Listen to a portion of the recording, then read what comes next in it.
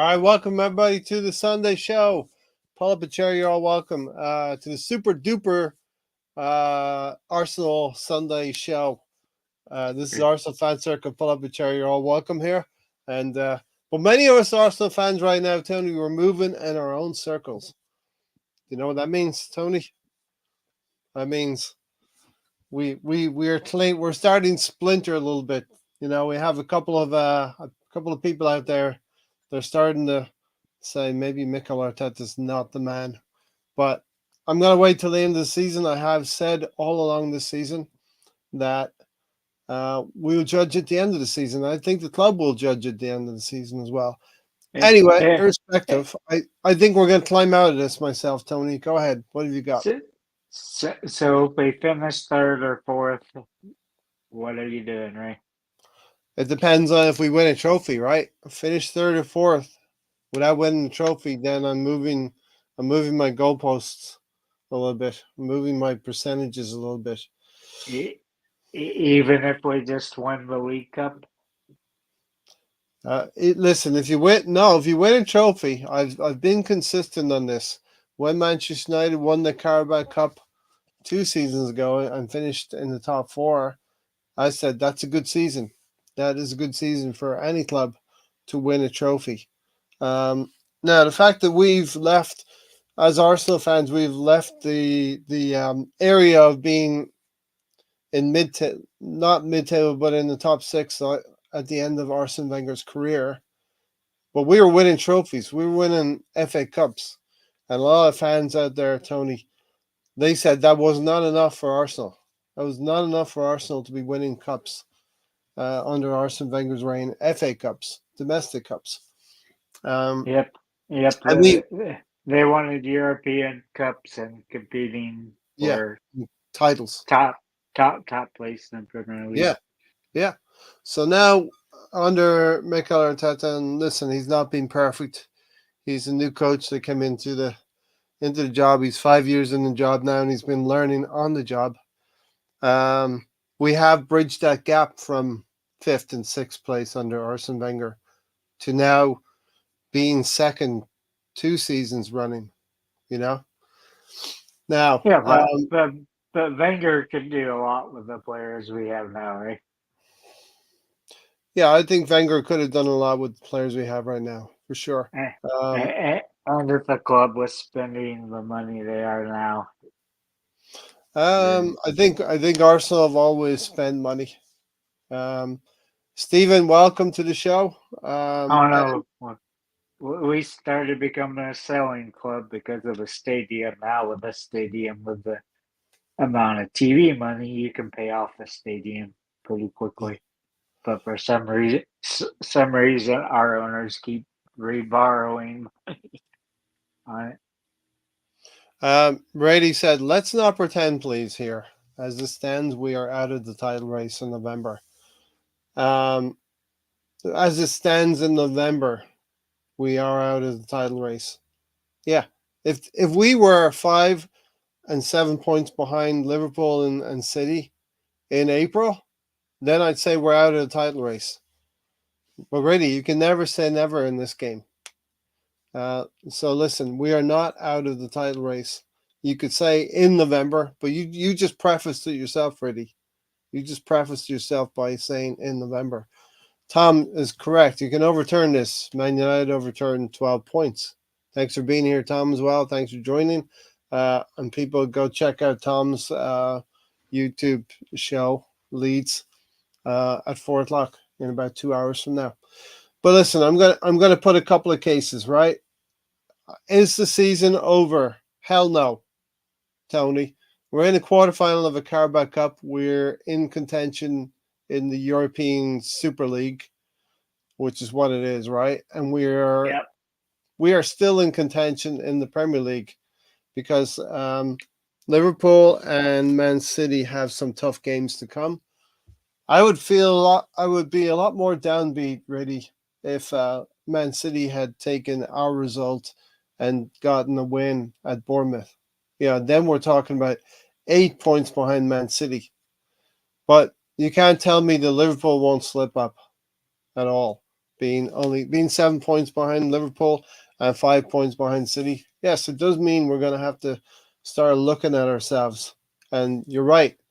You're right, Reddy. I agree with you here. If we do not beat Chelsea, if Chelsea beat us, or if we don't get a win at Chelsea, yeah, I'd start believing that we're out of the title race then.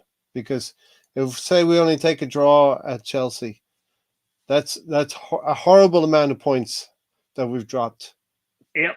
And Liverpool and City will have one for sure. Next weekend, and next weekend is the last weekend, Tony, as you know, before an international break. So tell Ah, I'm telling you already, these players know what happened yesterday. These players know that they shit the bed yesterday. They weren't good enough, and it was a horrible game against Newcastle. Newcastle came and had a game plan for Arsenal, defended very, very well. We're better than us in midfield. We didn't create anything of note at all, but they didn't create anything but one perfect goal. They got one perfect goal. Um, Anthony Gordon's perfect cross for Alexander Isak's perfect header. And I wrote in my notes before the game yesterday, Isak will be motivated versus Arsenal. There is a contract situation with Alexander Isak. He wants to get out of Newcastle, and he wants to show teams that he's a capable striker in the Premier League. And he showed that to Arsenal yesterday. So he was motivated to play, and Newcastle came to play, and Newcastle got a win yesterday that they deserved. Last year against us, they got a win that they possibly did not deserve because the officials interfered in last year's result up at Tyneside. Now, I will say a little note for the referees. I've been a little bit critical of referees. That referee yesterday that had us, John Brooks, he was a good referee. He officiated the game really well. Tony is not naked from the waist up. Anyway, we know that much. Maybe the waist down, he might be. The fact that we are behind Nottingham Forest and tied with Chelsea is just embarrassing. Nottingham this Forest. we're not in the 70s or 80s when streaking was okay. Now you go to jail for stuff like that. Especially streaking in public on a wheelchair. Yeah. Have you received any phone calls from a certain sheriff lately? No. Yes, I have, right?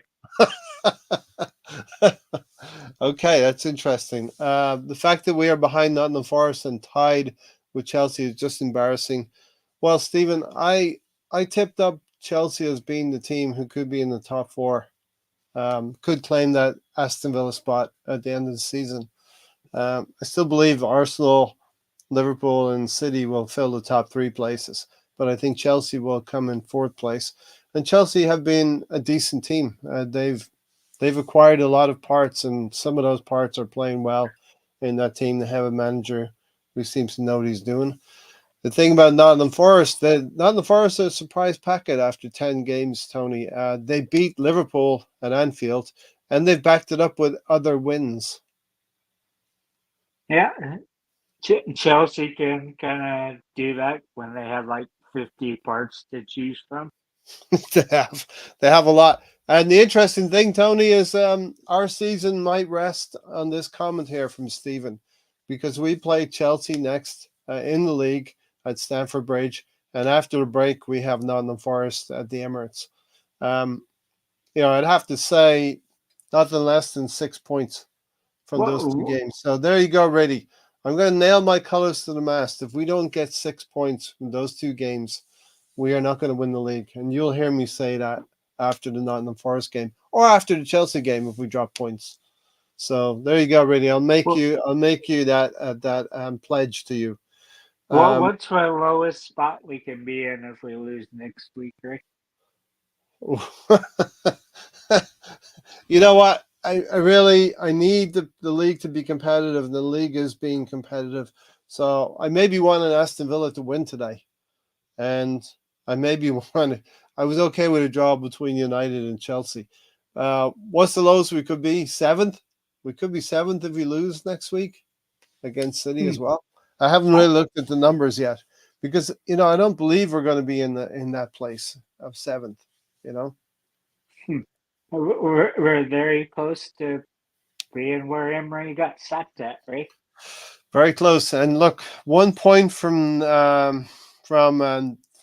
3 games. One league point from 3 games is not good reading. We lost at Bournemouth, and we've lost now at Newcastle. This is very much like last season, where we had results at Aston Villa and results at Newcastle. But this is very much like the end of the year last year, where we lost to West Ham at home and we lost to Fulham uh, and on New Year's Eve, and we had to go on a run of something like 16 wins from 18 games to just to get back to into contention in the league. So, really, it can be done. Do you want to do it? You don't want to do it this way. You don't want to struggle in October and November and have to try to reclaim lost ground. Speaking of him, where is Alonso actually? I thought he might have been joining us, unless there's a race. Um, then he will probably be watching the race. You're right, Reddy. City got a draw at Newcastle. I would have taken a draw there as well. Under the circumstances, even a draw would have been unacceptable. So I'm not handing out any passes to this team for yesterday. The title of the live stream is Desgracia. Desgracia. Spanish for disgrace. Only last year it was a disgrace from the officials. This year it was a disgrace from the team and the manager and the coaches. Everybody's at blame here. Both teams were not good, says Stephen. Um, can't blame the refs this weekend. Definitely not. But really, if you look at our seasons, the refs and the Premier League do just enough to knock us off stride. Just enough. A result here, a result there. And that's the part of manipulation that I see with the Premier League. Can Yeah, somebody go ahead, go Tony? ahead. Go ahead. I'll wait. Stephen said, "Can someone explain to me that when we were struggling so bad to create offense, why we went over the top and use our speed? Why we didn't go over the top and use our speed just once in that game?" Tony? Um, I'll answer this first. Yeah. Because the speedsters we have are Martinelli and Saka. And Saka's usually battling, trying to get back and help on defense, the other side of the ball. And Martinelli just hasn't learned to time his runs. You would figure looking at our Belgian there that he would kind of learn to time his runs, but Mm. Yeah. or he or go back to the thing I said a couple of years ago.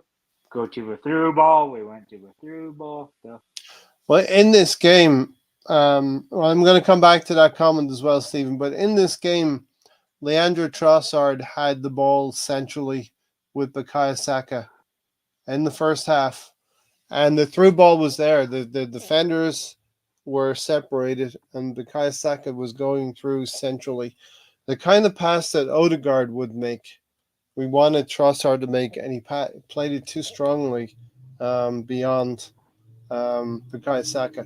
These are the kind of things when you don't have a lot of creativity in your team and you don't create enough chances and you don't have enough clinical finishers. These are the things that are going to hurt you.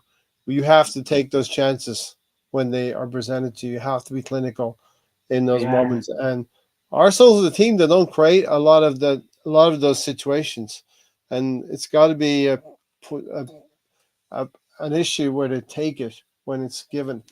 yeah. Um, Trossard has that. He's seen it in that one goal where he just puts a laser on it, and Yeah, Uh, Kai, it was. Kai, Kai was surprised the ball got there, but he was still just barely able to get his head on it and went in the Yeah. back of a goal.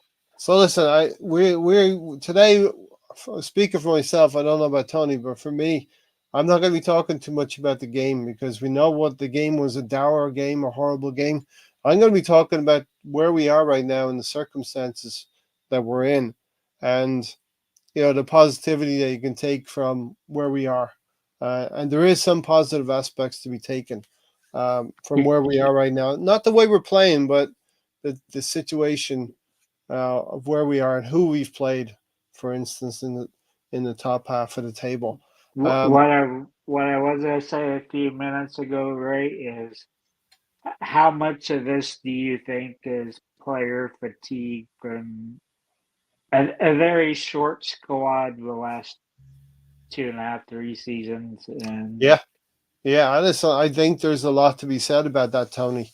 Um, you definitely have keyed in on a point where Mikel Arteta is maybe to be blamed a lot for this because he has exclusively used the same kinds of players game in, game out, and not gone to his bench as much. And we can all rattle off some players in our head right now that are still in the squad, still got on the bench yesterday, but are not good enough. The likes of Gabriel Jesus and another strange performance from him, not good enough. Raheem Sterling is not going to come on. Zinchenko is a player who's coming back in favor. Now he's fit again. And Mikel Arteta is overlooking Miles Lewis Skelly. Jorginho has not played a lot of minutes. Kivior maybe needs to play a little bit more as well, but Kivior has come into the fray now that Gabriel Magalhaes is out. These are players that are not being used regularly enough, and the minutes are not being sprinkled around. So definitely being in a title race for the last 2 seasons, having the emotional high of being 5 or 6 points ahead, maybe even more, maybe 7 points ahead 2 years ago, and not having the maturity to take advantage of that and get reeled in by City, to then going to last season where we had a similar start to what we're having right now. We actually had a better start last season than we had right now. Our blip has come now, whereas last season our blip came in December, losing to West Ham and Fulham. Those two defeats together were hurtful. And having to go into the spring on a run of 16 wins out of 18, it takes a toll, right? yeah, and that carried on into January because we lost in both the domestic cups. Yep. We lost the third round FA Cup to Liverpool, and we went out of the Carabao Cup in I think November or Halloween. I think it was the 31st of October last year. Now we've taken a step further. We got we got a little bit of a luck in the draw. We got Preston, and we took advantage of that. Right, we got a little bit more of a luck in the draw. Crystal Palace at home. It's not the worst fixture in the world for the middle of But December in the quarterfinal. but how much are you to put into that game, right? Are you to try to rest your players for the league, or are you just try to go for the I go do, I balls do, out to win the trophy? I do think that whether it was luck or not, I do think we picked a strong enough team against Preston. And people will say Preston, any sort of team Arsenal put out there should be able to beat Preston. But I do think that Mikel Arteta is getting better at picking a side. You pick a side for two reasons in the cup, right? For the Carabao Cup and the FA Cup, two reasons. The first reason is you pick a side strong enough to win the game. Pick a side strong enough to win the game. And the second thing you do is you pick a side where you afford some minutes to some players who are not playing in the league or the Champions League. You know. I still don't like that Saka played in that League Cup game. Mm-hmm. I Yeah. would have preferred him not even to been on the sheet, stayed at Well, home. I don't. Our performance in Newcastle was our performance in Newcastle. Saka could have not played against Preston and still had the kind of game he had yesterday. In reference, Stephen here, can someone explain to me that we're not struggling so bad to create offense? Why we didn't go over the top and use our speed just once in that game?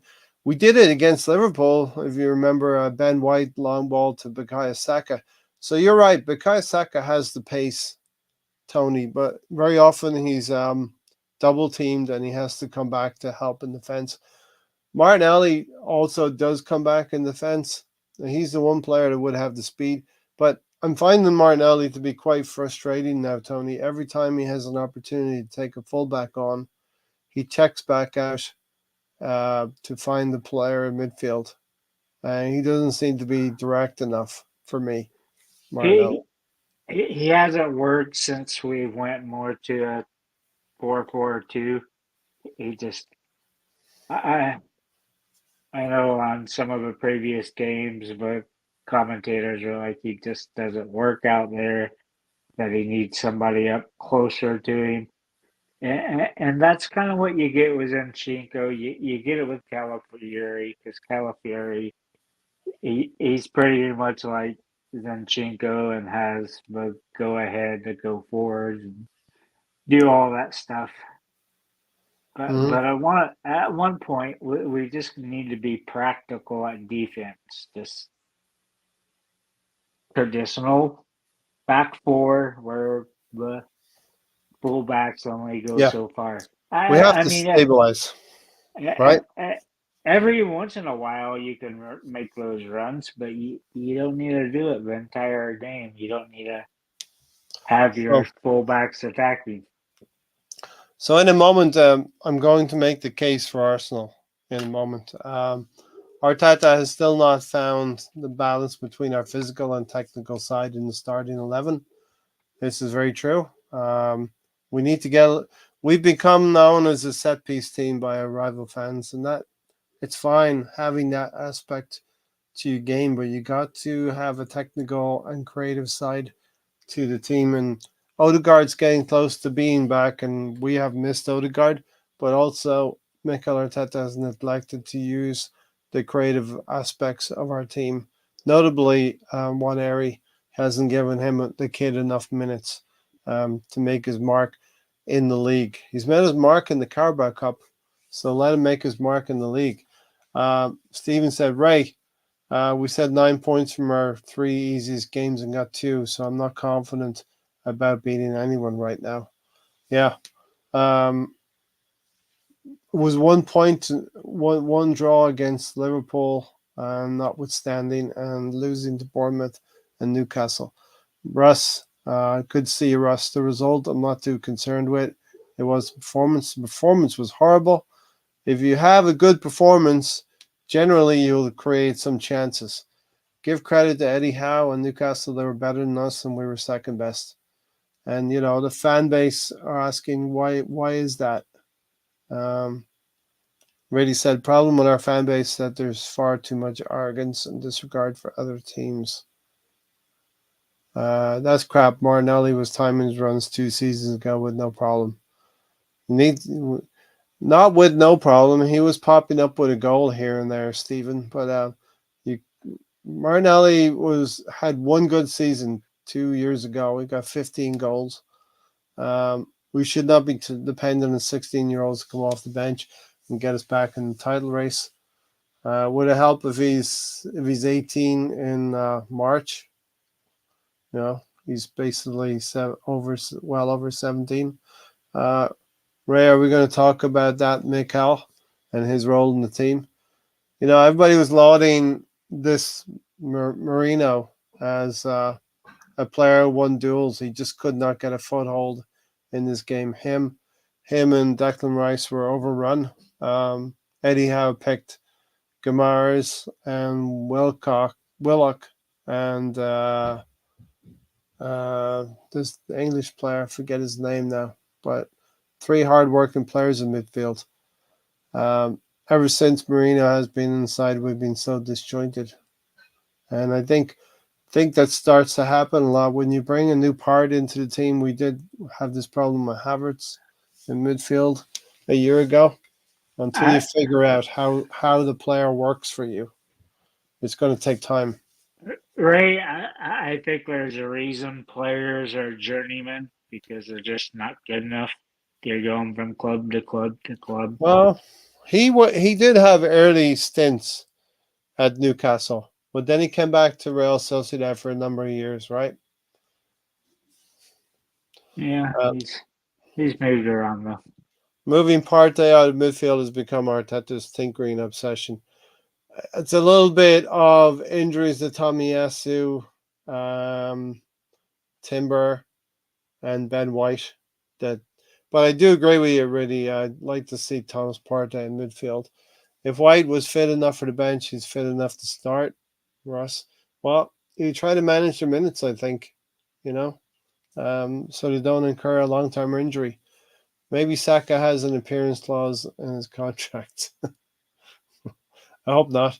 Arteta's game management was pathetic again. He has shown no improvement in the last 2 years, and our opponents know exactly what we will do for the whole game.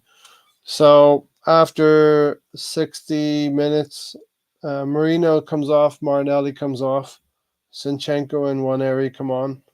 Yeah, I do have a little bit of an issue with Sinchenko coming back in when Miles Lewis Skelly has been better. And then 10 minutes later, Jesus and White come on for Trossard and Timber. I feel like that's enough time 35 minutes and 25 minutes for these sets of players to do something.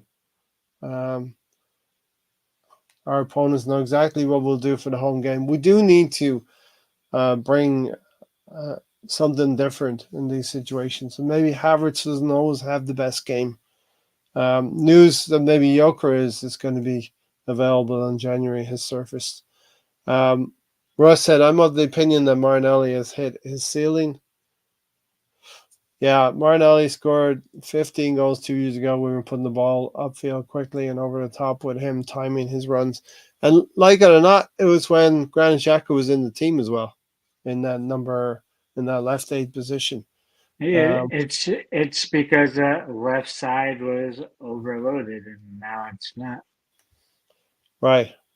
Unless you have Zinchenko on there, Or then I was it? guess. Or was it that we were overloading the right side with Saka and Odegaard and Partey on that side, and the ball would then get released to the left with Nah, Martinelli in space? I think it's because the fullback became a midfielder and Either way, Tony, we have to address Martinelli and maybe get something more and a little bit different out of Arsenal. Um, this team continues to put in performances like this. I referenced last season away to Newcastle. We were horrible away to Newcastle, created so nothing. Yeah, right. So about a year and a half ago, I said maybe you say goodbye to Martinelli. Martinelli, and looks like maybe we should have done that. Yeah. Stephen, you're right. I agree with this one. The right side is more overloaded than the left. But overloading the right allows Martinelli to get some ball in space as well. And But Trossard too. but yeah, you had Granit Xhaka up there. Mhm. Then you Yeah. had Zinchenko pushing up there. It was overloaded. You were saying it was cluttered. There was too many players. Or good there was a lot of good players on that side, is that what you're saying? No, I'm just saying that's how we were getting the goals over there because you had a plethora of players instead of just your normal two players. You had three or four up there. Well, it's a mystery. Irrespective, it's a mystery. I happen to think it's because we overloaded the right with Saka, Odegaard, and Partey, and we allowed Martinelli to get the ball in some space at that time. Listen, I've got a few factors here. The reason why we're we're 7 or 8 points behind Liverpool, and we're 7 points behind Liverpool and five behind City. I took a look at all of the results that all of these three teams had, and I will tell you that in the top half of the table, Arsenal have played 7 of their games have been against teams between first place and 10th place. So we obviously played Liverpool, City, Villa, Brighton, Bournemouth, Newcastle, and Tottenham. We played all of those teams. That's seven fixtures. Um, and we only played three against the teams in the bottom half of the table. Contrast that to Liverpool, who have played five in the top 10 and five in the bottom 10. And City, who have only played four. So watch out for City. They've only played four in the top half of the table. And they won. And everybody, all games that Arsenal and Liverpool and City have played against the bottom 10, they've won each and every one of those games. So we've beaten Leicester, Southampton, and Wolves. Liverpool have beaten Brentford, Man United, Palace, Ipswich, and Wolves.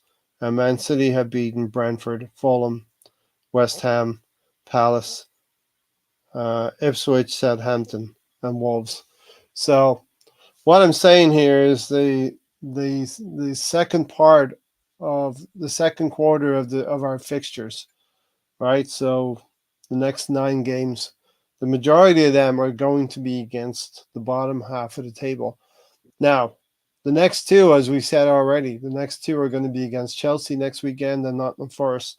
They are in the top half of the table. So we need to get 6 points from those two games. 100% we need to get 6 points from those two games. But then following on from that, Tony, toward the end of November into December, we'll be playing teams that are right now in the bottom half of the table. Do you think Arteta's try to push Odegaard to be back for Chelsea? I think that would be too soon. You can't put a player that's just come back from an injury into the game next weekend against Chelsea is going to be a bloodbath, right? Chelsea have just been involved in a game with Man United, drew 1-1, and that was a little bit of a fractious game, a tough one for Chelsea. I don't think they have a midweek game. Right? They're not in Europe, and they're certainly not in the Champions League, and they'll be ready for us at Stamford Bridge. And Arsenal will need to go there. And the Arsenal players, they understand and they know they need to fix up next weekend. So, but we get past Chelsea and we get past Nottingham Forest, hopefully with 6 points. It's got to be 6 points ready, as you know. And the second half of the league, of right till Christmas, till the new year, we're going to be playing Man United at home. But we're going to be playing the likes of Palace, Ipswich, and Everton, and West Ham, and Fulham, and Brentford. These are the kinds of teams we're going to be playing. I think the quality in the Premier League has risen now. Obviously, we've given some players to Fulham, Emile Smith-Rowe and Nelson, but you've seen the standard of the Premier League rising in Brentford. And Reddy said, Ray, don't overlook Inter. They're a dangerous side. Of course, I want to go to Italy now and, play Inter Milan midweek. But we have to I think we're in a decent situation in the Champions League. We have to get points on the board against, in the league, against Chelsea, Nottingham Forest, and then the likes of Man United, West Ham, Brentford, Fulham, Everton, Palace. Those are the kind of teams that we're going to be playing until, we more or less go into the second round of, game 20, 21, 22, where the cycle starts again. Mark Green, thanks for being here and putting the comment in here. Russ Martinelli hit the ceiling last season. Should have sold him in the summer, and I think that's one criticism of Arsenal, Tony. We're so slow. We're so slow to move players on as well. The likes of Zinchenko and Jesus probably should have gotten sold in the summer as well. Yeah, and there was clubs after him, so you should at least got rid of one of them. Mm-hmm. Steven said, until we start doing something else other than this slow, predictable ball progression that takes ages to get into the final third, we'll not win anything in the way of titles or cups. Yeah, listen, we have to play faster football. Liverpool play faster football. I'll argue our manager has hit the ceiling. It's very possible, but Stephen, I gotta let him play out this season. We're in a situation where we're fighting on four fronts. We're progressing in the Carabao Cup, albeit against the likes of Preston North End, and we have Crystal Palace. Tony, let's talk about the Carabao Cup real quickly, because let's say we get into a semi-final where you're playing Manchester United or Liverpool or Newcastle, let's say. And those other three teams will have motivations to win the cup. Amarim's going to come in at Manchester United, and he's going to want to make his mark. Arne Slot's going to want to make his mark, and they'll want to defend the Carabao Cup that they won last year under Jurgen Klopp. And then you have Newcastle. Eddie Howe is still searching for that first trophy. So there's nothing going to be easy in a semi-final if and when we get to the semi-final of the Carabao Cup. And then you have two games, one in January and one in February. We should have put Zinchenko on the Shakhtar team flight after we played them here. Yeah. So listen, I'm making the case, Tony, that Arsenal have come through a very, very tough spot. Listen, look at what we've done in the first 6 games. We all thought the first 6 games would be the toughest, Tony. Wolverhampton Wanderers at home, going away to Villa, Brighton at home, going away to Tottenham with half of a midfield, going away to Manchester City, getting that draw 2-2, and then coming back and winning against Leicester. That was the first 6 games. We did quite well with 4 wins and 2 draws in the first 6 games, even though two of those games were packed with red card controversies for Declan Rice and Leandro Trossard. But since then, we've only beaten Southampton in the next 4 games. Southampton, we lost to Bournemouth, we lost to Liverpool, drew with Liverpool, and lost to Newcastle. And this time last season, we would have had 24 points from 30. And right now we're sitting on 18 points from 30. So we're 6 points off the pace where we were last season. Where are we in your little fancy little percentage, Ray? Where are we in the percentage of what? Oh, 20%.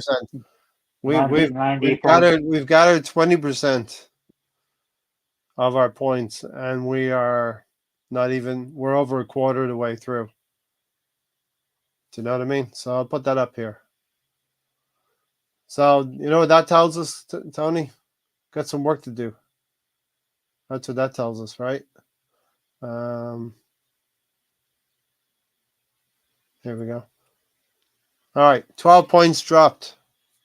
That's the big one, right? Yep. 2 wins and a draw to start out with. That mirrored what we did last season. And then we won the next game, which mirrored what we did last season. And the next 2 games, we got 4 points from them that mirrored. So the first 6 games mirrored what we did last season. It's the next 4 games that we got 10 points from last season. We got 10 points from the next 4 games. In our last 4 games, we've only gotten 4 points, not 10. you know. So we hadn't lost the game at this point of the season last season. So our horror shows have shown up early in the season. Um, or the entire calendar year, right? yeah. The other thing that I've looked at, Tony, in looking at this league and who Liverpool have played and who City have played, and saying the bottom half of the table, the teams have all Liverpool, City, and Arsenal. There has not been a shock against the team in the bottom half of the table yet. You know, Bournemouth are in the top half of the table right now. There's not been a shock. But if you look at the Arsenal, Liverpool, and City have each played 3 games against across 4 teams. Right, that's been the difficulty for us. It's been Chelsea, Brighton, Bournemouth, and Newcastle. So if you take those four teams, that's where the difference in points comes from. Chelsea, Brighton, Bournemouth, and Newcastle. City have beaten Chelsea on the opening day. As somebody referenced earlier already, said they drew at Newcastle, but they also lost at Bournemouth. So City have taken 4 points from 9 in those 3 games. Chelsea, Bournemouth, and Newcastle. Interestingly, Liverpool have played Chelsea, Brighton, and Bournemouth at home. All of them at home. All of those games at home. And they've won all 3 of those games at home. My point being here is that Liverpool have to play a lot of the teams in the top half of the table away from home yet. They played us, but they have to play City, Forest, Villa, Chelsea, Brighton, Bournemouth, Newcastle, and Tottenham. They have to go to all of those stadiums, you know. And so they got 9 points from those 3 games. And obviously, Arsenal, we've only gotten 1 point against Brighton. We lost against Bournemouth. We lost against Newcastle. So those are the 4 teams that have been the difference makers so far. Brady said, all eggs in the Carabao basket. Let's go and win a trophy. And, you know, that's been a criticism of Mikel Arteta over the last 4 years. In talking about this earlier in the podcast, we've had to move our focus away from being a cup team that would concentrate on the FA Cup to actually building our squad up and challenging the likes of Manchester City, which we have done. We challenged them. We haven't beaten them. We've challenged them. Mark Green said, until we buy a striker and a left winger that creates and scores, we will not win anything. Harsh but true. Yeah, Mark, it's going to be tough. Like let's just say the Carabao Cup, we get into a semi-final. We're going to play 2 games against a Man United, a Newcastle, or a Liverpool. We're going to have to play a 2-legged game over that period with those teams, and we're going to have to beat them over 2 legs, and then we're going to have to beat the team in the final, whoever it may be. Right. Thursday, you didn't mention legs. I know. It was a Freudian slip. Liverpool struggles against mid and lower level teams. Mr. Lowy, thanks for being here. Hey, y'all. Good to see you. Listen, that's true. Liverpool have won. They drew with us, and they've won 8 games, and they lost the 1 game against Forest. So everybody plays everybody twice, right? And correct. we haven't done good enough so far. We haven't been good enough, but we have played tougher games than Liverpool have. That's my contention. Yeah, but if you're in a run of form like that, you generally slip up less because the players are more focused, more free, not looking over their shoulder and stuff. So the other thing to look at is the swing. Let's just take John Stones, right, from Man City. He scored against Arsenal in that late 2-2 draw. There's a swing there, a point difference. Arsenal would be a point better off in that game, and City would be 2 points or 1 point less off in that. And then also against Wolverhampton Wanderers, that controversial decision where Man City win at Wolves, which would have been one of the big shock results if City did drop points to the team at the bottom of the table. But VAR get them out of a jam there, and City get an extra 2 points for the win against Wolverhampton Wanderers. That would have changed the table right now to Liverpool being on 25 points, but City and Arsenal sitting on 20. So we'd be 2 points better off, and they'd be 3 points worse off if those two things had not happened. Also against the top four games, Arsenal just got the 2 points for the draws against Liverpool and City. And that means, we're going to have to win some games at home. So we're going to have to beat Man City at home in the reverse fixture. And let's see what happens with Liverpool at Anfield at the end of the season. Liverpool got the one draw in 2 games. They've obviously lost to Nottingham Forest. Very strange look to the table with Nottingham Forest being in the top four right now. And Chelsea are in there as well. And Arsenal, right now we're in 5th place, Tony. So, with the performance and the result that we had, the weekend has kind of been ruined because what you want to do, you're the first team to play. You want to set the tone. You want to get those 3 points, and then you want to sit back and watch Liverpool and Man City struggle a little bit. It's weird. It's like coming back from international breaks, we struggle, and those early morning kickoffs, we really struggle for some reason. Mark said, if every game is tough, it's how easy or tougher you make it. So every Premier League game is tough. We'll definitely agree with you with that one, Mark. Especially with with Premier League being a low scoring game. You have to go and score 1 goal, and then you can't just sit on that 1 goal lead. It happens a lot where the other team comes back. You have to go and get a second goal, and then you make the game easier on yourself. Then you can allow substitutes to come in and help you. But it's been difficult. It's been a difficult stretch against Bournemouth last week. Liverpool, a late goal scored against us. Got to take it in context. That was an injury to Gabriel Magalhaes. I'm so happy he came back as well, Tony, against Newcastle, and he's fit and available for selection again. Yeah, I mean, there's a reason why Odegaard's been out, that he's got the captain's band.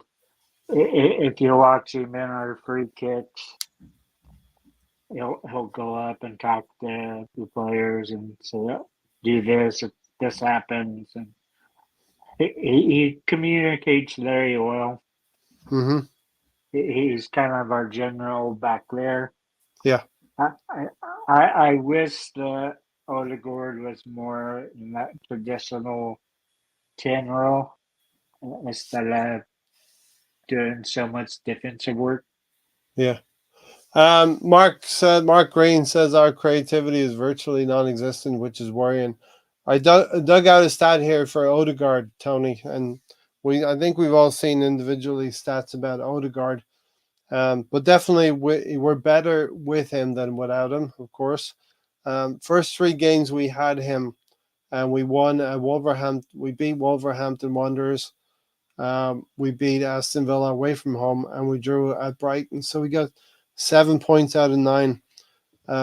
Without him, we have only gathered 11 points from 21 without Odegaard. So we've only won 3 of 7 games since, drawn 2 and lost 2. So we're definitely missing Odegaard. Um, the drop off without him is clear. 7 points from 9 with him, 11 points from 21 without him. I think we looked better when Trossard was back there in that role instead of being one of the two forwards up there. I thought he was doing better because he does have a vision, can make those long passes. Yeah. And people say if he had been there at Newcastle in that Trossard position, he would have been able to find Bukayo Saka for that through ball. And maybe we equalize actually, and go on to win the game. But saying that about Odegaard, we're a one-man team. The issue with Odegaard is we don't have many parts of the pitch. We have players who can come in and do a job and replace any other injury. We could replace it. With Odegaard, we don't really have that natural replacement, Nope. unless you're counting the one we sold to Fulham, right? Emil Smith Rowe. Or you're counting the 17-year-old. Yeah, one area. So listen, I know we spent some money in previous seasons, and people talk about 700 million, 800 million that we have spent during Mikel Arteta's reign. I really believe that the summer transfer window was about regaining some money from transfer fees. We all talked about it, right? We talked about getting money in for the likes of Eddie and Kadia, and some money in for the likes of Emil Smith Rowe. And what else happened? Did we sell a keeper? Yeah, Ramsdale. We sold a keeper. Ramsdale. We also got over 90 million for the Champions League. Yeah. So listen, so I don't like it. I think the club could have spent more in this summer window just gone by. And But if we we're didn't going need we didn't need to spend more, right? We needed to spend it on the right area, where we needed it. We needed yep, it in attack. yep, Instead, we went back to the defense. yep. I don't think Calafiori's that good. He's a lot like Zinchenko, just goes forward and Yeah, yeah. leaves Gabriel on the You're island. And right. You're right. If you're going to spend money on Calafiori and Marino and get a goalkeeper, you need to really address the attacking side of the ball as well. And whilst we got a replacement for Bukayo Saka, so we could rest Bukayo Saka, Sterling coming in on a free, we should have gotten a striker to actually go and compete with Havertz and Jesus in that situation with Eddie and Kedia leaving. but I don't include Jesus in that because I don't think he's a striker. Well, you have to because who's going to play if Havertz doesn't play? I would play Trossard there. Trossard. Yeah, I agree with that, but I would think Trossard is going to be a better player for you than Gabriel Jesus. But I'd still like to see another striker coming in the door. Ross said all this chopping and changing in the defense is bound to cause errors to occur. We're leaking goals. I mean, we have not been as solid as we were last season. And look, we're playing teams. Majority of the games, 7 of the 10 games, are against top 10 teams, and the Premier League has become competitive. And I said it last week or the week before. The winning team of the Premier League will win it in the high 80s. It's not going to be 90 points. I agree. Steven said, I agree, Mark. And Arteta makes it even harder by playing the same slow game week in, week out with no backup plan. He plays very similarly to the way Man City played as well. But Man City have more efficiency in their team. And I But think winning games in the Premier League comes down to having a potent attack. Yeah, it just our Arteta has to change the tactic of pass the ball forward, pass it backwards, pass it forward. Yeah. Oh, we don't have an outlet there. Let's pass it back again. It's like Um, just just look, do what Odegaard does, do what Gabriel and does. Mark said here, obviously we're after Sesko, but he turned us down. If you go after a striker at the beginning of the window, then you go away from that and you address a defender, a goalkeeper, and a midfielder. Do you not come back to a striker of some size, shape, or form? At the end of the day, Yeah, you have to, I believe. I don't even care if it's a project player. It's just like somebody in the early 20s. I Yeah, don't care if we do that yet. yeah, Have to bring somebody on. I was always of the ill. We needed a winger and the striker, and I think so far it's shown that we do need that because start Sterling as a drop off for any player we've had. mm. Yeah. I He's not mean, playing so well, is he, Raheem Sterling? You know. Um. Okay, so the wobble we had last year, I would. Okay, we had a wobble against Villa. We had a wobble against Newcastle away from home. This same time this last year. The major wobble we had where we thought we were out of the Premier League race was West Ham at home and Fulham away from home. Two insipid performances right at the end of the calendar year. And that's when we all thought, okay, it's done. We lose to Liverpool a week later in the FA Cup, and then we take a break in Dubai. Now, there's no break in Dubai. There's no winter break this time. But this time, um, right now is where people are saying we're having our wobble, losing to Bournemouth recently, drawing to Liverpool in a game we probably should have won, and losing to Newcastle yesterday in a performance where we didn't deserve to take anything. And Newcastle put one attack together and got the goal. So it's got to be, this has got to be our wobble, and we move on from there. Liverpool and City are going to face each other in early December as well. We got to be in a position where we beat Chelsea. We The international break happens. We come back, and then we play Nottingham Forest at home, and we've got to win those two games. I'm purposely. We're going to talk about well, Inter Milan, but I'm purposely one talking about the league here, Tony. one other thing we need to do, Ray, is shoot with the conviction that Saka did last week. I mean, he saw it, knowing and thinking it was a go in, and it went in. Yeah, And even if it doesn't, you get bounces and you try to kick it back in. It's just yeah, you have to take your shots. You don't pass it into the back of the net. yeah. Mr. Lowy said, "How are we left with one main attacking midfield at the end of the transfer window is beyond me." The main one was the captain.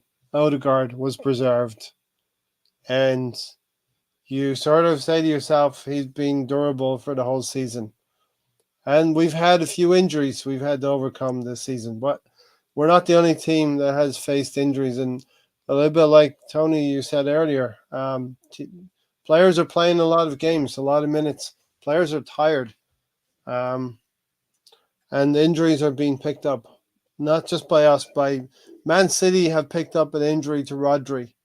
Now you look at that. You look at Man City and say, but they're still Man City, but they are without Rodri. And you'll say to yourself, Liverpool are a team who are playing well right now, and their fans are making fun of the fact that they still haven't played anyone, but they've played those teams in the top half at home, and they haven't had tough away games yet. So Liverpool have gotten off to a good start. There's no reason to believe, Tony, that they won't come back to us. It's like a horse race, you know? You've got to save some energy for the finishing line. And I think Liverpool have gone out and they've taken the lead and they've gone. Are you eating Cheetos?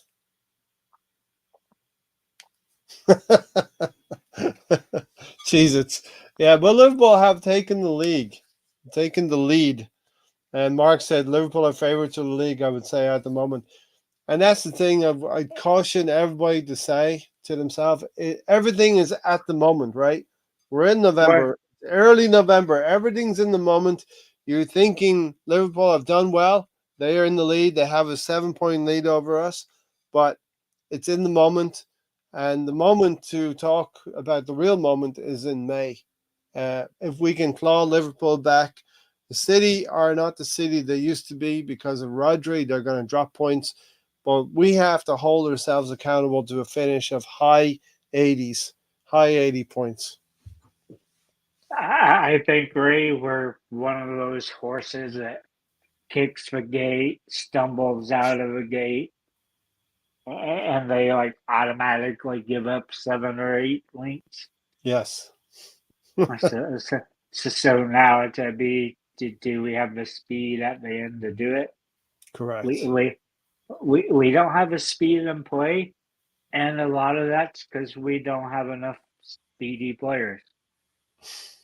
So this is a one-turn race, Tony. If you know you're racing, you know what I'm talking about. There's one turn here. I think we got out of the gate pretty well, right? I think we got out of the gate. We might have stumbled after 50 yards out of the gate because we beat Aston Villa, we beat Wolves, we drew to Brighton, we drew to City, which really I think what we did. Did you ever see a jockey getting out of the gate and have a good position, and then there's some interference, and jockey Yeah. pulls the reins back, and the horse slows down and gets back into almost out of contention, right? Because he wants to save some for the final kick.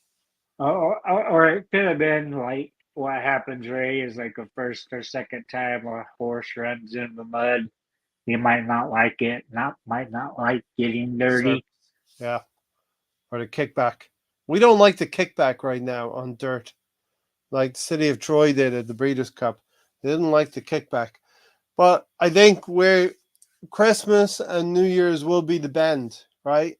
So we need to get ourselves settled, and anyway, you have to get the horse balanced to go around that bend, and you need to be in good shape to when you Yep. finish when you come around that bend and you're coming off that turn. You got to be balanced and ready to go. So that's January. You got to be balanced and ready to go.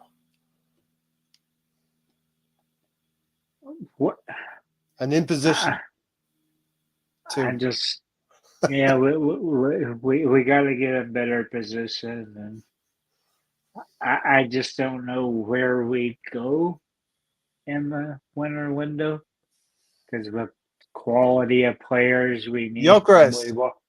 probably won't be Oh, available. Jokeres might be available for 55 million. Now, Amarim might take him to Man United. But if I'm that player, if I'm Jokeres, I'm saying to myself, Arsenal should be where I want to land. You know? Really said You, Ray Cannon is inner Liverpool energy. Yeah, look, I think Liverpool are a strong side, but they're going to drop points as well. Don't forget it. They'll drop points. Mr. Lowry said, we might still nick it, though, I truly believe. Look, we've done this the last couple of look, Inter are playing Venezia right now. The UEFA Champions League game, it's a glamour tie against Inter Milan. You want to be in the Champions League, the players want to be in the Champions League. So you better start performing in the Premier League. That's your bread and butter, and that's what rubber stamps your entry into the Champions League each and every year. That'll take care of itself. We need to be in a good position, Tony. And right now, the jockeys just pulled back on the reins. We've lost against Bournemouth. We've lost against yesterday against Newcastle. That's Horrible, the horrible performance. But the jockey knows and the players know that they need to recover some ground. And that's got to yeah, come next that, weekend against Chelsea. it's time to break the whip out, Ray. Yeah, but don't bring it out too early. Man City and Arsenal have Man City specifically have perfected this, where they struggle. They struggle in October, November. They might lose another game in December. But when you round that turn in the new year, Man City don't lose games. They do not lose games. You have to get into that mode of winning every week. We did it last year. We did it last year. We did it. We can do it again. And our fixtures are really to pile up in December and January Yeah. because you're not having that winter break this year. No, hopefully you got a Carabao Cup to contend with, and you prioritize that as well. You know, and maybe we want to be in the top 8 in the Champions League come February, but who knows what happens? But it's gonna be hard to do because of a goal differential. Yeah, yeah, and I think as the games go on, the goal differential will even out as well. Listen though, every season you have a bad patch. Every team has a bad patch, a blip, a poor performance, unable to make the right choices, the right changes because of injuries and suspensions that have affected us. Stephen's got to go. Have a good one, Stephen. Thanks for being here. I know it's not always fun to come but talk about a performance like this. There's about 5 or 6 performances like this every year from Arsenal, and so we're gonna wind it up a little bit early as well. But what you just want the season to have less. We want to have less bad performances than we did last season. Last season, Aston Villa twice, bad performances. Newcastle once away from home. West Ham at home. Fulham away from home. Those are the 4 main ones that hurt us, you know, last season. Yeah, just this season we're struggling too much with the bottom half teams. Yeah. Um, Mark said the trouble with Arteta is they still only trust 14 or 15 players in the squad, and now they're all of his players. So the team he put out against Newcastle, definitely trust them. He'll trust Ben White to come on. He can trust Jorginho. I don't think he really trusts that many players though. If he trusted that many, He trusts Ben White. then they would have been getting more starts because I think Jorginho could have really helped us out in the midfield, and you just Mm-hmm. saw him in the League Cup. I mean, Preston. he should Yeah. have played, hadn't played. So I don't know. I feel like I still feel like you only trust 11 or 12. Truly. Yeah. True. And that's why he leans on them so heavy because he doesn't trust anybody else. Yeah. And that's why a lot of them are breaking down now. I still won't be surprised if Saka doesn't have a major injury before the year's over Mm. because Yeah. he hasn't had one yet. But Yeah. those miles and minutes are piling up quick. Mr. Lowy said, in my opinion, I think it's a pile up of fatigue from last season and maybe the season before that, right? Remember, there was a lot of international games this year. I'm not saying other teams don't have players that did the international break, but definitely, I think it has affected us as well. You know, there's been a lot of international breaks. There's been a break and every month, right? In September and October and in November now. And I know you're Just talking about spring as well, right? just will we get 7 of them every fucking year now? It drives me up the wall. You had all these competitions in the summer, but why are you playing them now? It's just Uh, you you're in the part of a season where you're focused on the club. You shouldn't have this focus on the National League or the nations. I mean, yeah, a lot of those players want to go prove themselves, but I just don't think it helps us at all having that many breaks, especially when the players that are playing in those competitions, we're playing them virtually every minute of the game when they're healthy. mhm. I mean, soccer doesn't come off unless it's five We to need 6 minutes left, and we need something more in our squad, and the ambition of the club will be tested in January. yeah, Um, I I think Arteta is making a major mistake with Lineri.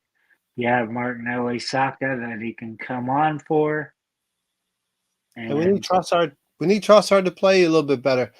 We can't even talk about any kind of a Don Juan man in the match today because who played well yesterday? nobody is kind of like Nobody. when we were in this position just a couple of weeks ago. I think. Let's go through it. Let's go through it. Let's go through the team. David Raya played well enough, but he didn't have a chance for the goal at all. You know, it was a really strong header. Couldn't get to it. And stop me at any point here. Urian Timber, I thought he had a good game, but I think he struggled a little bit with Anthony Gordon on that right side. Didn't close the cross down well enough. And Gabriel Magalhaes didn't get close enough to Alexander Isak and, you know, left the gap for a perfect cross to come to Isak. I thought Saliba had a decent game as well. Quiet, but a decent game. I don't think Newcastle really threatened us, and we didn't do enough with the possession that we had going forward at all. Thomas Partey is another experiment at right back that needs to end, in my opinion. Yeah.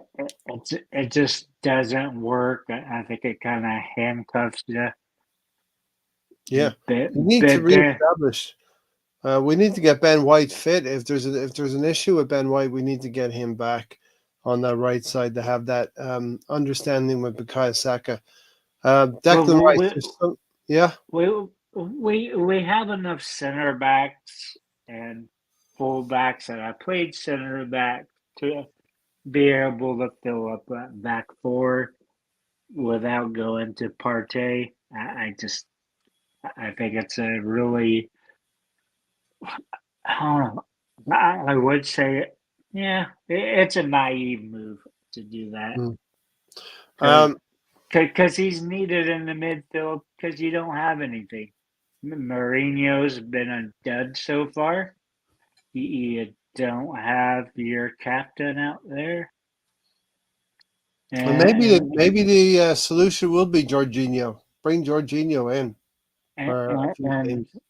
and I, if it was me, I would have Jorginho playing deeper and having Rice attacking. To Yeah. me, Rice looks better when he's going So forward. speaking of Declan Rice, Tony, he was the one player that had something about him in terms of getting into the box.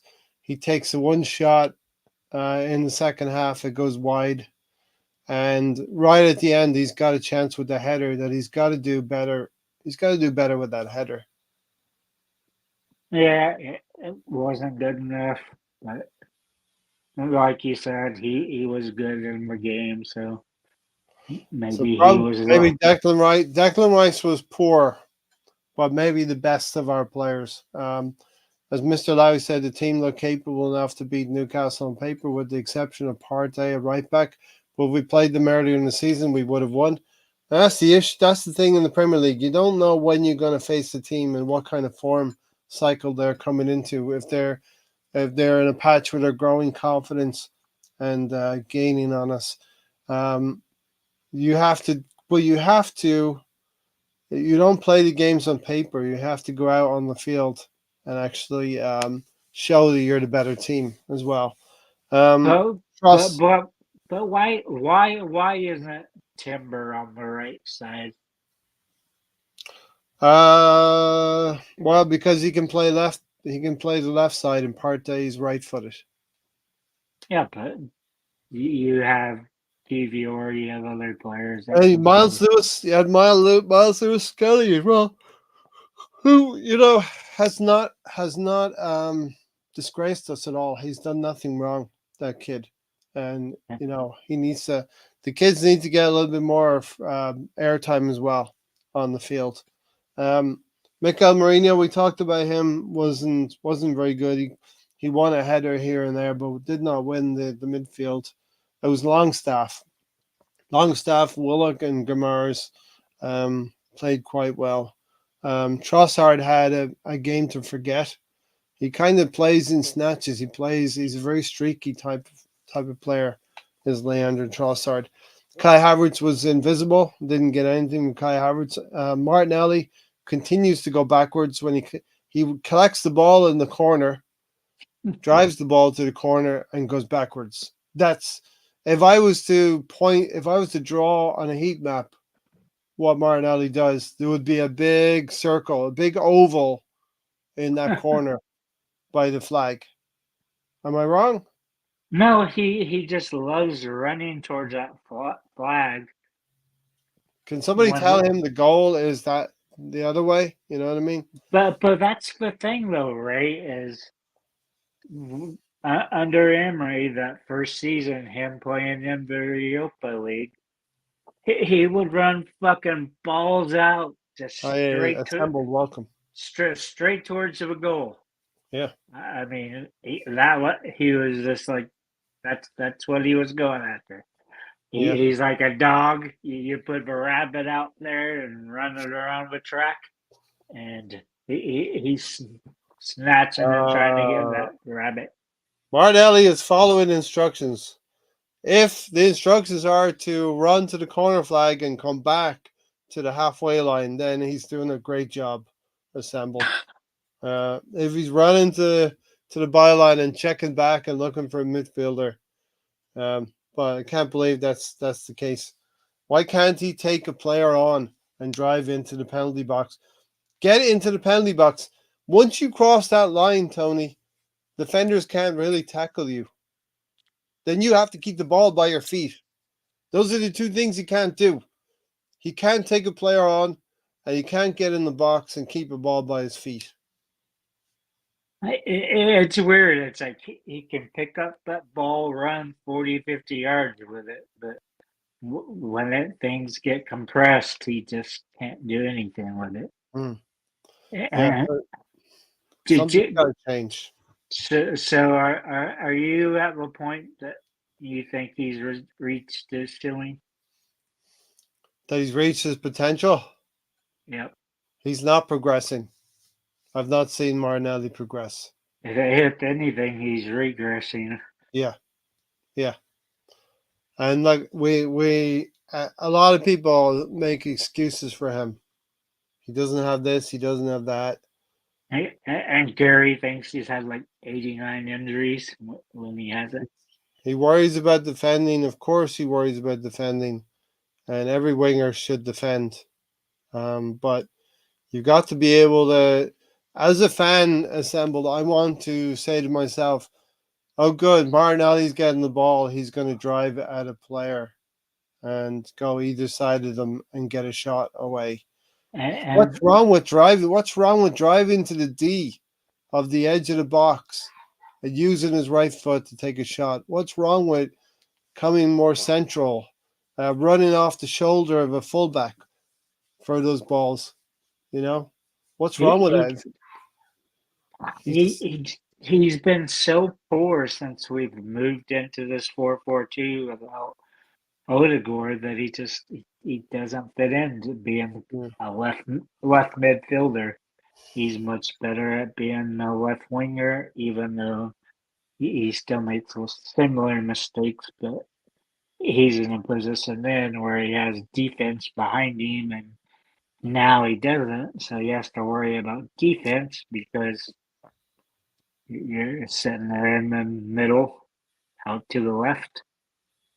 Nobody in front of you there. Mhm. So we're going to talk And, about.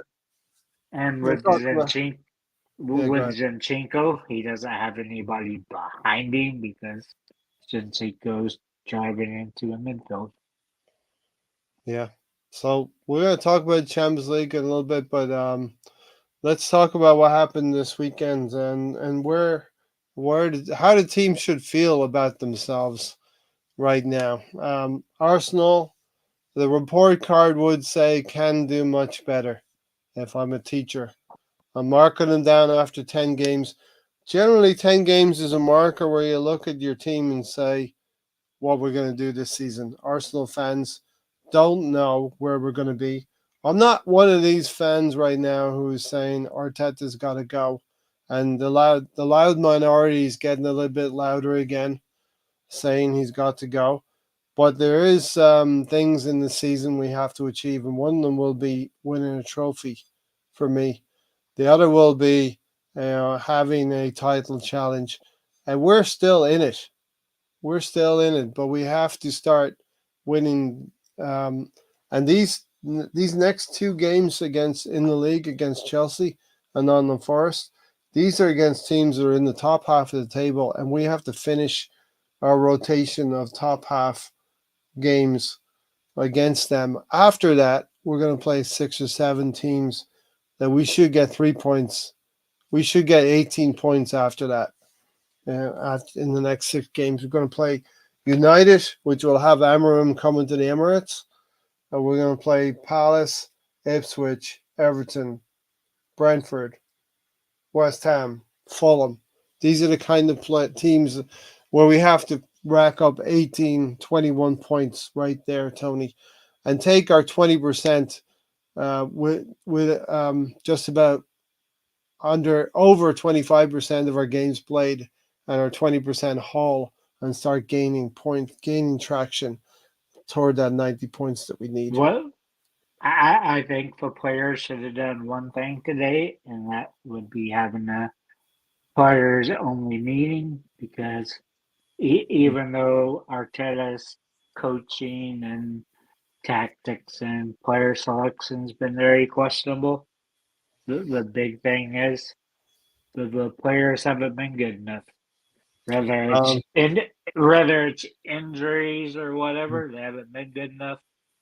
And I think it's time for them to kind of voice their opinion about their fellow players. Probably going to voice their opinion about the manager. Maybe suggest a few things to Arteta. But yeah, I mean, these guys are smart enough. They know football. They know what should be their best plan B. The manager should know the best how plan to play. C. Yeah, yeah, But I mean, Arteta struggles with that plan B. It's like when he can't do it, he's yeah. just like just keeps Um, forcing players that can't do it into that. You have to play yeah, based on what your players are best at. yeah. DeSemble said, I think this is about Martinelli. He's center forward under Emery. He never played center forward. He never played as a striker. Arteta has restrained him to be a winger and put in Keddy as center forward. He never played in that central forward position. It Yeah, was always Lacazette or Aubameyang before him. Um, he he might run into that position, but but he that's wasn't not his. listed for. Yeah. Welcome, Michael. Stephen Toole just in the house. Thank you for being here. It would not surprise me if only 1 point is gained against Chelsea and Forest. Listen, if it's only 1 point gained against Chelsea and Forest, you can forget about the title. I've said it. If we drop any points in these next 2 games, forget about it. We are at the maximum gap that we can allow to Liverpool, and I would say the maximum gap we can allow to City right now, being 5 points and 7 points. The Assemble, I've been on record as saying this is a successful season if you win a Carabao Cup and a top 4 finish. I've said it Ah, before. It's a I successful don't. winning a trophy is a successful season. As a kid, you watch a cup final and you go out and play football. You try to mimic the goals that you've seen scored on the street. That's a successful season, winning a piece of silverware. That's what it's all about. As kids, we grew up following Arsenal, and other rivals will tell you they follow a team for the trophies that you can win. The assembled. I would But love but it. I would but love is it if we can beat City and Liverpool this season. I would love it if we can beat City and Liverpool this season to win a league. I would love it if we can beat Real Madrid and Barcelona and Man City to a Champions League. If we can do it, that'd be great. But right now, I'll sit here and tell you where we are in this season. I'll be happy with a cup and a top four finish. That'll be a but but successful season. but when you're out there playing, right? Are you playing for the League Cup as a kid? 1 second. Uh, We, as a kid, yeah, now you're a man. We're all kids at heart assembled, and we follow this team because we followed this team as a kid. So we're all kids at heart here. Tony, what were you saying um. Oh, what was I saying? Oh, about the top four finish in the Carabao Cup, Champions I League? was saying. I was saying when you're a kid, were you out there playing the League Cup, or what? Yes, Or yes, I was you because you know what? My first trophy, not my first trophy, but the first one that Arsenal won was when they beat Liverpool in the Littlewoods Cup. So it was the Carabao Cup. It was the League Cup. It was the equivalent. So it definitely was. And you know what? I'll tell you as well. Winning a cup of any kind will give the squad confidence to go on and win something in the league. I think that you need to win something as a team. Then this team needs to win something, no doubt. Ray, what did we go out and do after the last four The FA Cup. FA the FA Cups we won? We weren't improving. We weren't getting better because of it. We weren't getting better because of something went wrong with Aubameyang and Arteta's relationship, right? Now, I some I people I, will. I still think he's the coach that he got in a fight with. Has he said something? He hasn't said something, but when it was first going on, it was a very notable Arsenal source saying that he got in a fight with the coaching staff. So Now, some Arsenal fans will characterize that as Mikel Arteta cannot work with strong personalities. I think the issue Mikel Arteta has is players who do not have the right mentality for winning for him. Players who are not full team players. I think Aubameyang was a little bit like that. Um, it got in the way of his own success. But what we had one to thing, do, Tony, we win the FA Cup in 2020. Now we had to gear towards bridging that 20-point gap between being an FA Cup team and being somebody who could challenge Man City. So assembled, if you checked in earlier in this podcast, and you can rewind and watch it, but basically I'm saying we are falling into the same situation. We are having the same results as we had last year. This Newcastle game was lost through Newcastle creating one goal. That's all they had, one goal. But we couldn't create anything to draw the game or win the game at all. And this was equivalent to the game we lost last season at Newcastle, where we lost 1-0 due to the officials, let's say, giving that goal. Uh, we lost games at Aston Villa last season. We lost at West Ham. We lost to West Ham. We lost at Fulham. Those are the four egregious um, results. That's that's 12 points that we left on the board, Tony. Newcastle, Villa, West Ham, and Fulham. Any one of those four games, we even get two draws out of those four, we win the league last year. You know, so I'm not saying we are not improving. I am saying we are not improving because the same old things are happening. Now, we're at a point in the season where it's early November and we still have an opportunity to get better. But we have no more room to make mistakes. We have no more room to. We made one chance. Declan Rice, Declan Rice header on the back post, which had no conviction about it all. Compare Declan Rice's header to Isak's header. No comparison. Ray, One did chance. Yeah. I have one big what if. Mm. If you're at the end of a season, or you see that you're way off your goal, but you're still going to persist with Arteta, do you think if you come up with a $15 to $20 million a year for Klopp, do you think you get Klopp?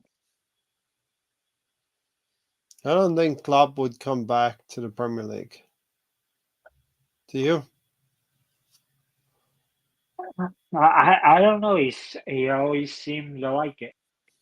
So I'm pretty much on board with where we are under Arteta, and I realize there's more pieces to come or to be put to this team. We got to build more, right? Because you could say 8 of these players need to go that are in the squad right now, easily 6 to 8. So there's still more to gain, more players to bring in. But if we don't achieve our goals, which is minimum for me, it's a trophy and top four. I'm going to move my needle by about 20-25%. You know, For the 109 million that we spent on Rice, Mm. has he been out there delivering enough to warrant what we paid for him? I think his delivery against Liverpool was brilliant. Those free kicks against Liverpool, and I think Saka's been taking some of the set pieces as well. But the delivery yesterday against Newcastle, horrible, absolutely horrible. Um, You didn't answer my question, right? what was your question? You asked about Rice's delivery. No, I asked if he's delivered on the 109 Ah, million with has he the repaid? Has he repaid the transfer yet? No. Do you think he has? he does not look like a $109 million player. He did last season, but not this season. You know, and maybe I think some media people were saying um, these are human beings as well. So he could be carrying a knock this season.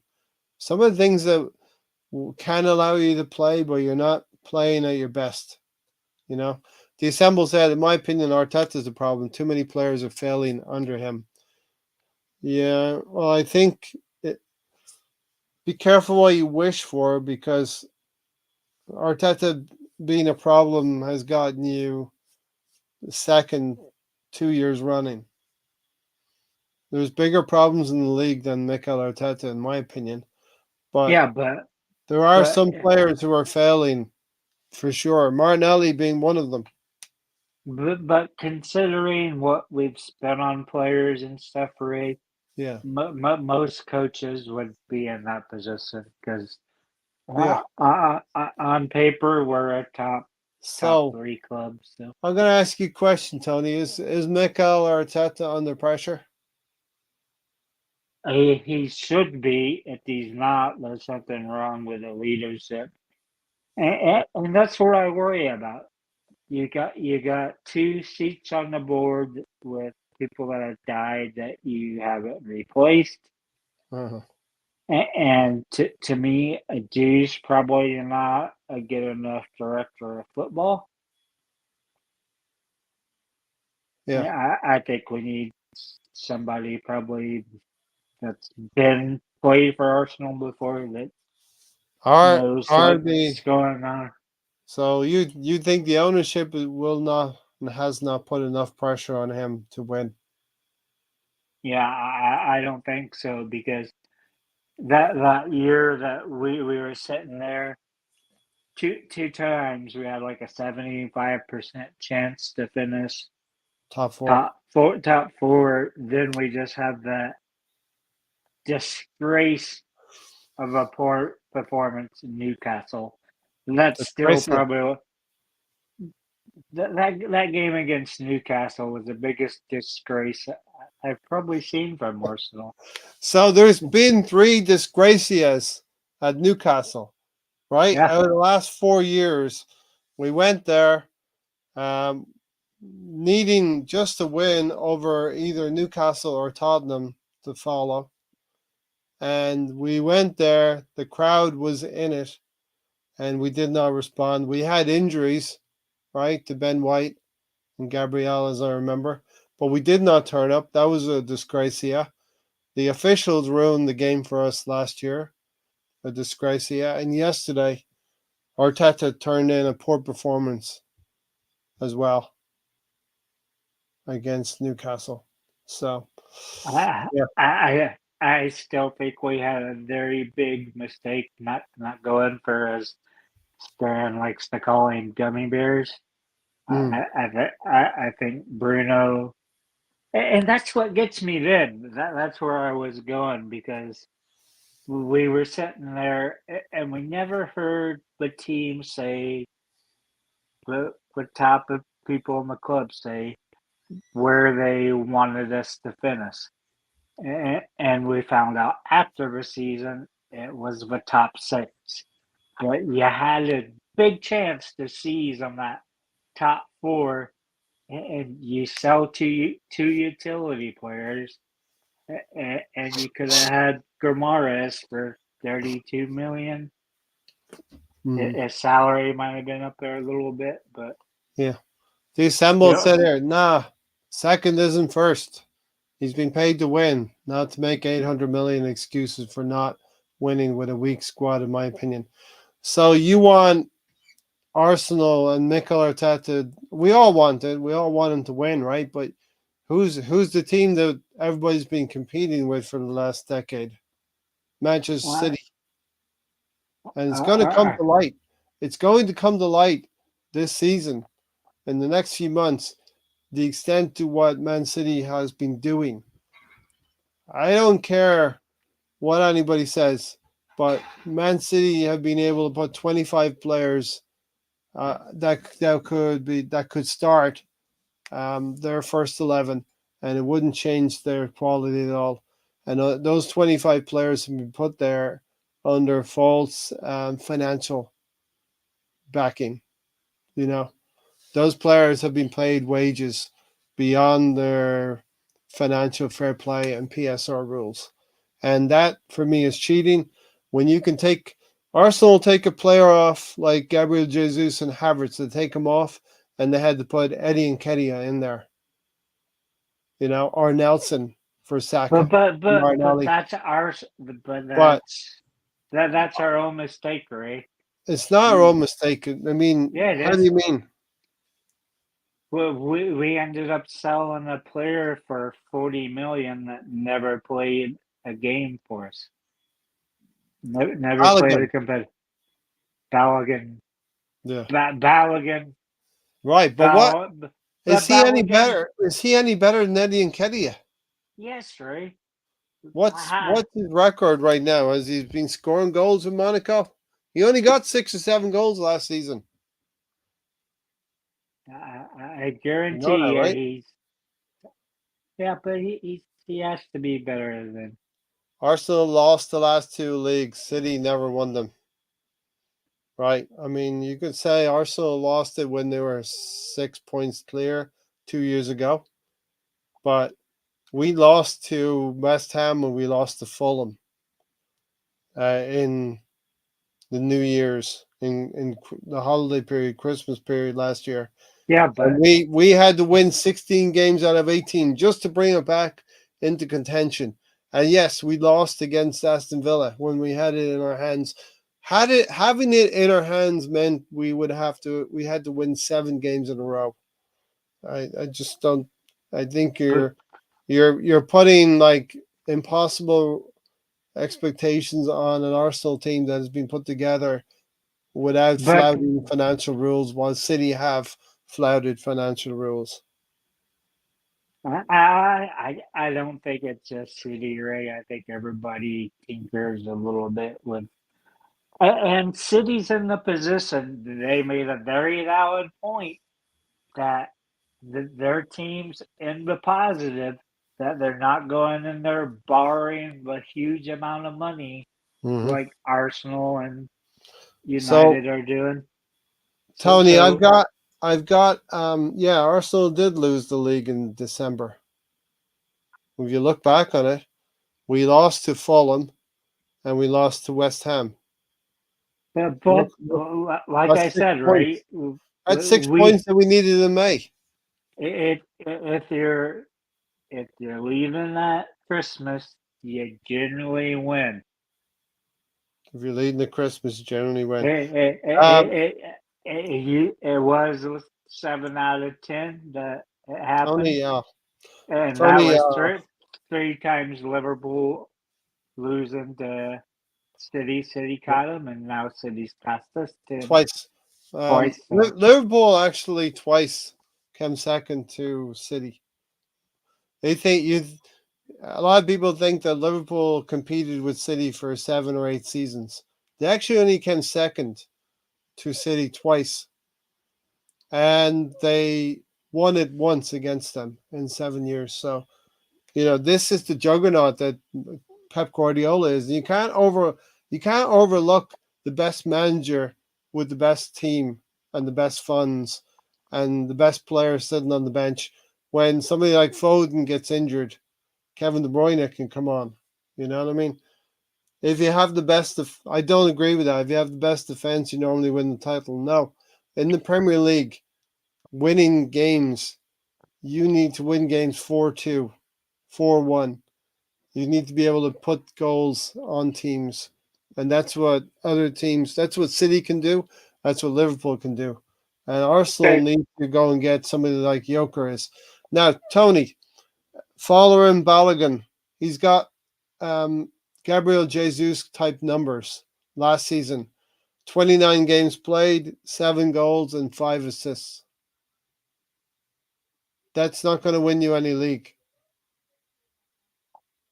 Yeah, by but itself, right? I still think we took a whole year of his development off.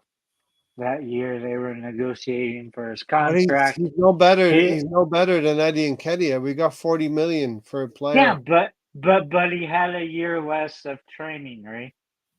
Yeah, I don't think it's adding up. You know what I mean?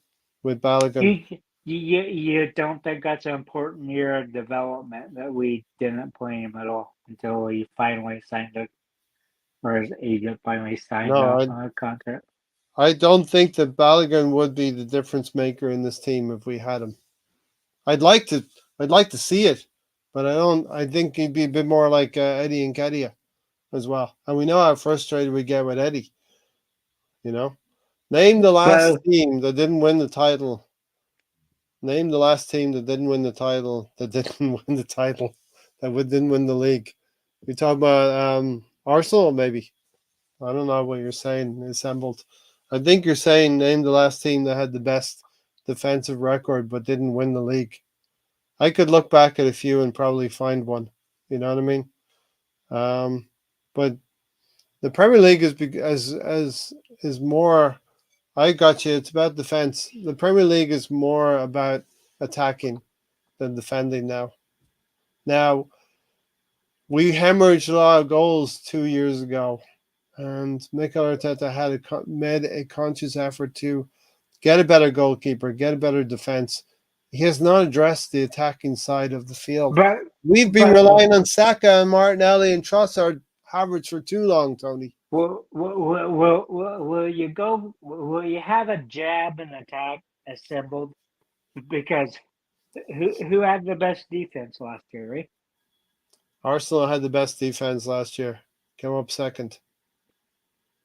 You know, So, but in 4 or 5 results, their defense didn't hold up.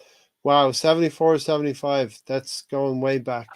So you can find a lot of records in a lot of ways for a lot of teams just by researching it. But yeah, listen, this is not a good weekend for Arsenal. This is not a good weekend for Man City. Man City lose in the Carabao Cup. Man City lose at Bournemouth. Liverpool win in the Carabao Cup game against Brighton, and win in the league. So Liverpool fans can be happy right now. They're 2 points ahead of Man City, and for me, you always look at Man City. For me, I'm not looking at Liverpool 7 points ahead. For me, the gap is 5 points to City. That's the team that you measure off of. Not in the first. are you sure on that, Ray? I really think Klopp set them up to still be a very successful team. Who? City? Yeah, no, Klopp. I said Klopp. I think Klopp set Liverpool He up to did. be. He left them. He left them in a good position. I'm curious this season if Arne Slot is going to get more points than Klopp did. 82 points, what they got last season. It's gonna be tough, just the way the league is now. I But will tell you, last season we were 5 points behind Liverpool and we finished 7 points ahead of them. So in November, it's not over in November. Chelsea next is going to be a huge game. You know, Chelsea drew with Man. Chelsea drew with Man United 1-1 draw. It's enough for them to go out the top four, and we're dropped down to 5th place right now. So next weekend, if we lose, Ray, after that, when we play at the Emirates, are we gonna start seeing Arteta out banners? Wow. No, it's gonna no.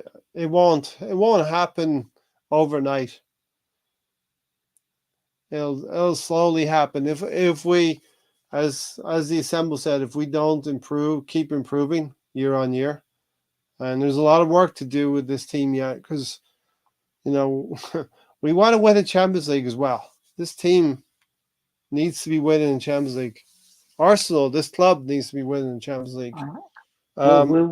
We just don't have enough options in We need more. attacking and the midfield. We need more, Tony. We need more. The midfield, we're 2 or 3 players short. Maybe. What happened to Aston Villa today? Maybe 3 or 4 players short. Revenite's here. Hello, Ray. What a time to come in as you do what Arsenal fans have been doing. Play down my club. We shall see. Keep underestimating us. Of course. I mean, when you show that you can get more than 82 points, I respect what you've done in previous years, but you have a club where 3 of your stars might be leaving at the end of the season. Mo Salah, Trent, and Van Dijk. All 3 of them might be leaving. You have a goalkeeper who keeps getting injured. But how old is Salah now? Huh? How old is he now, Salah? How old is Mo Salah? Is 29, I think. But he wants to get paid. He's in a contract year. He's trying to force the club to pay him. 32 years old. So I think the club are going to sell him because this is the last time they can get any kind of money out of him, Revenite, John. So listen, when what they do, they just extended this by 2 years, or no, they haven't. prior he was on a where that was his last year of a contract. I think I added 2 years to it. I mean, John can tell us, Revenite can tell us more, but I think he's going to leave on a free at the end of the season. Am I wrong? I think that's the situation, and he's posting things about, you know, this is the best atmosphere. I'll always remember Anfield. He's really publicly putting the fans behind him in the fight with the club to get him more money. And look, fair enough. He's a super player. He scores goals, and But he's 32, right? but he's 32. And I think what happens is generally he's playing for his contract right now. He's going to score goals this season for Arnie Slot, but you give him that contract, and post 32 years old, he's going to be paid a lot and maybe not score as much. And he's a player that's very hit and miss as well. As an Arsenal fan, we know what happens when you pay that amount of money to somebody of that age. Yeah, but A bomber I will was. say it's Mo Salah. I will say it's Mo Salah. I'll put a cautionary note on what you just said there. Right, I'll tell I you don't one think thing. it's going to be like Abramovich and be able to play Revenite, until he's 35, 36-year-old. Revenite, listen to me on this one. How could a new manager with one signing be that far ahead of you? I will tell you, and listen, I know there's a little bit of banter here.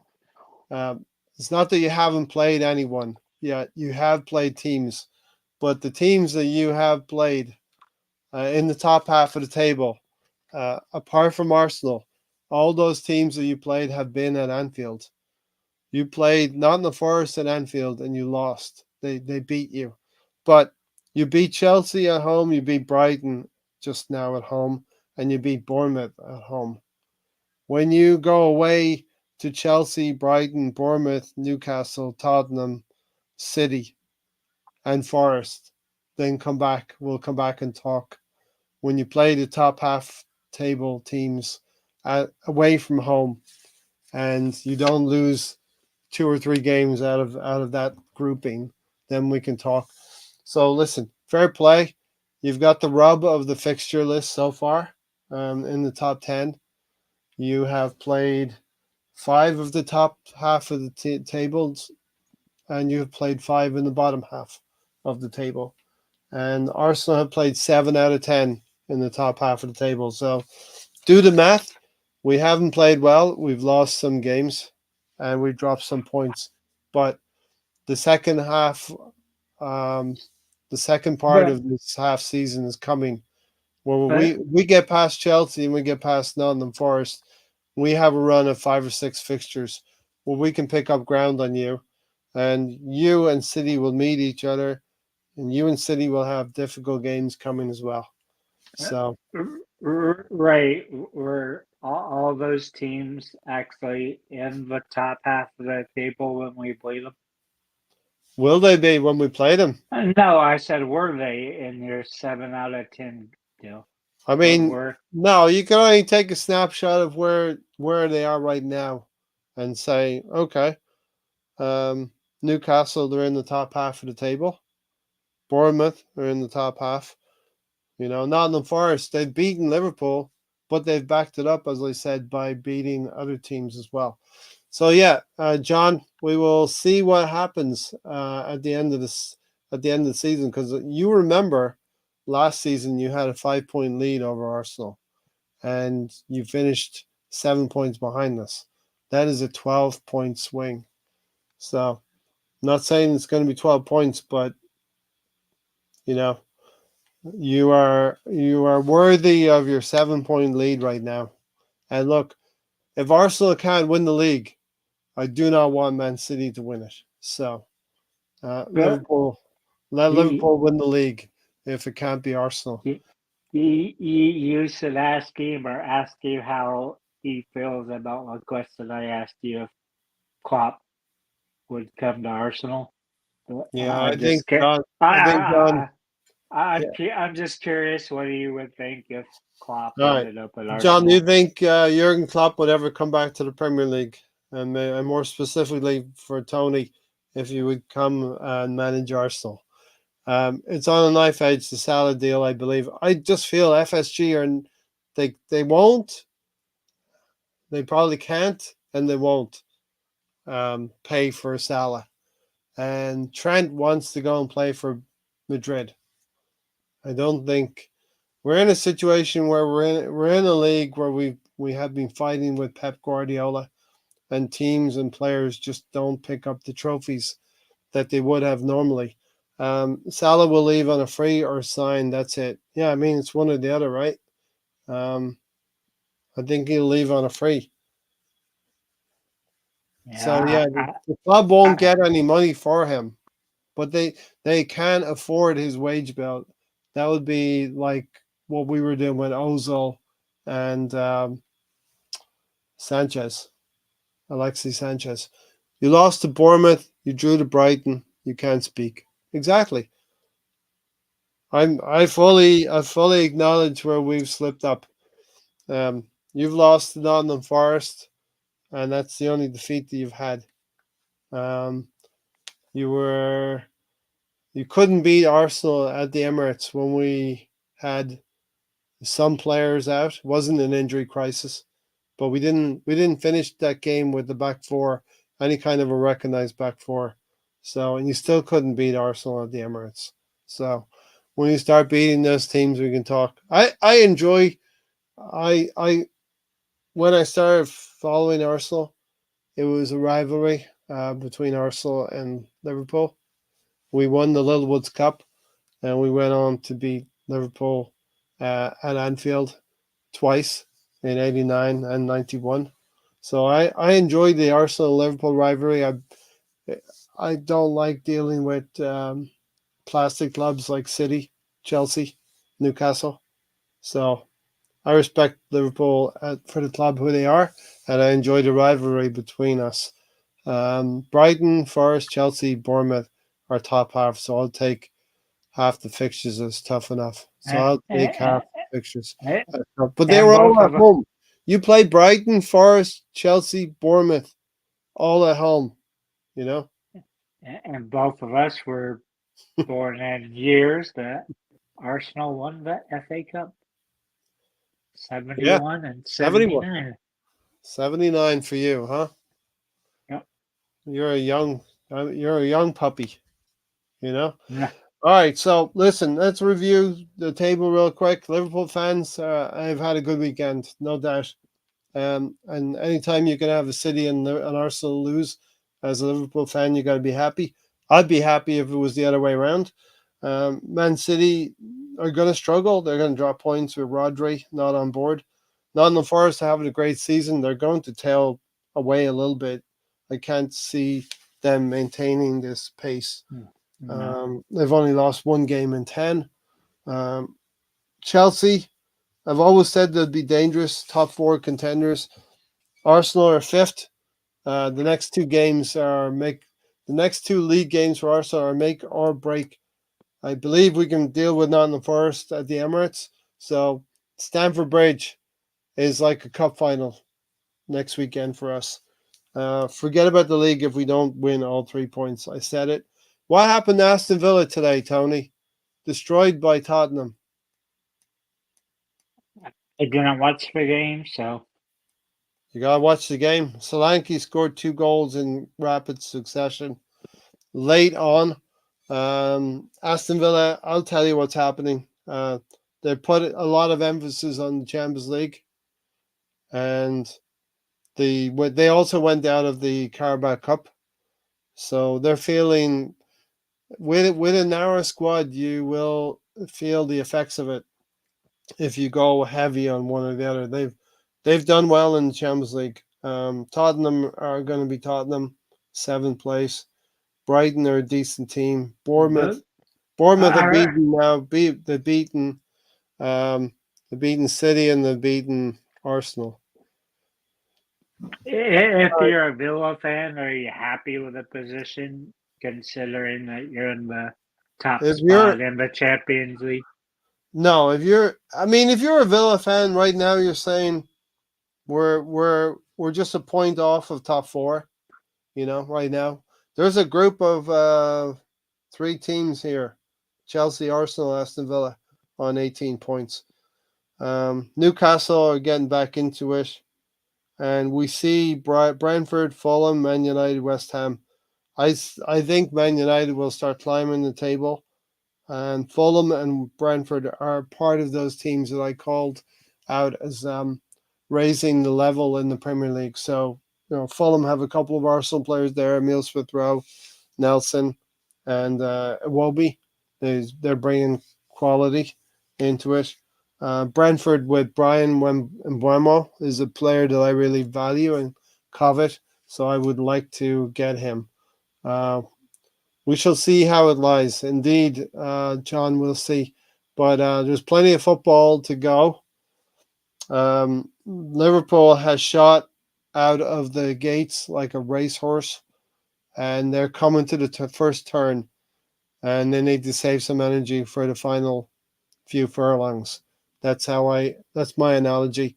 I think Liverpool and City will come back to the field a little bit, and Arsenal's got to win against Chelsea next week, no doubt.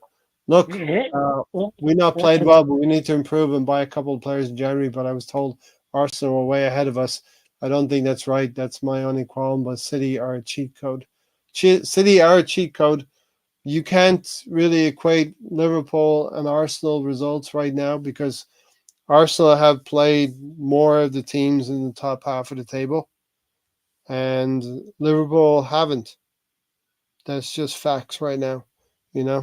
Arsenal have played 7 in the top 10, and Liverpool haven't. And Arsenal have played the majority of their games away from home. We've played away to City, away to Villa, away to Bournemouth, away to Newcastle, away to Tottenham. And Liverpool have only played at the Emirates away from home against those top 10 teams. So it's going to tell, John, at the end of the season. Tony, what else we got? We're going to wrap it up here and we'll get out of here. I was just thinking it's weird that we're mimicking so much what we did 5 years ago. That we were third going into that international break, but the fans were already wanting Emery gone. So I'm just wondering. So we were third in the October break, right? Yep. But Emery was sacked at the end of November. There was 3 or 4 games which were dropped. We had dropped to like 7th or 8th place, and we had just been beaten in a Champions League game as well. So what happens if we lose at Chelsea and don't really gain any What's goals? That?